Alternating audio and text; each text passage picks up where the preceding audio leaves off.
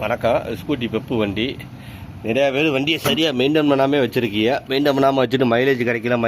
Mileage எப்படி கிடைக்கும்? இந்த வண்டியை பாருங்கள். வர வண்டி ஃபுல்லாக இந்த மாதிரி தான் வருது. ஏர் ஃபில்ட்ரு பாருங்கள், இங்கே பாருங்கள். இந்த மாதிரி இருந்துச்சுன்னா அப்போ மைலேஜ் எப்படி இருக்குங்க? ஏர் ஃபில்ட்ரு இவ்வளோ மோசமாக இருக்குது பார்த்தீங்களா? கையில் அப்படி நமுந்து போகுது. ஆமாம், இப்படி இருந்தால் ஏர் அப்படி ஃபில்ட்ரு பண்ணிவிடும். ஆமாம், இப்படி இருக்கக்கூடாது. இன்னொன்று என்னன்னாக்க, ஏர் ஃபில்ட்ரு இப்போ ஒரிஜினல் இதே ஃபாஞ்சி இப்போ கிடையாது. ஆமாம், சாதா தான் கிடைக்கும்.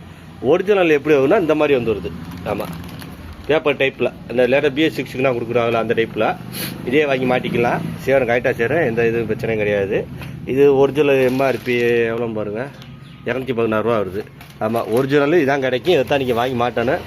சாதா கிடைக்குன்னு சாதா வாங்கி மாட்டாதீங்க. ஆமாம், இன்னொன்று பாருங்கள். அடுத்து இன்ஜின் ஆயில் செக் பண்ணிக்கிறீங்கன்னு சொன்னாங்க. ஆயிலே இல்லை. நம்ம 3/4 லிட்டரில் வரணும். 200 ml தான் வந்திருக்கு. அப்போ இப்படி வச்சு நீங்கள் வண்டியை மெயின்டைன் பண்ணிங்கன்னா மைலேஜ் கிடைக்கலன்னா எப்படி மைலேஜ் கிடைக்கும்? கிடைக்கவே கிடைக்காது சுத்தமாக. ஒரு விஷயத்தை நல்லா தெரிஞ்சுக்கிறீங்க. அதாவது மைலேஜ் சம்மந்தம் மைலேஜ் இந்த ஏர் ஃபில்ட்ரு கார்பரேட்டர் மட்டும் சம்மந்தப்பட்டது கிடையாது. அது அதோட வேலைகளை மட்டும் செஞ்சு கொடுக்கும். இன்ஜின் திணறாமல் ஓடணும். திணறி ஓடுச்சுன்னா பெட்ரோல் சாப்பிடத்தான் செய்யும். ஆயில் இல்லாமல் இருந்தாலும் திணற, ஒரு வீல் பிடிச்சி ஓடினாலும் திணற. ஆமாம், ஒரு கேபிள் இது பேக் கேபிளில் பிரேக் கேபிள் ஜாம் ஆனால உங்களுக்கு திணறி ஓடும். அதாவது வண்டி மொத்தத்தில் ஃப்ரீயாக இருந்தால் மட்டும்தான் மைலேஜ் தாராளமாக கிடைக்கும்.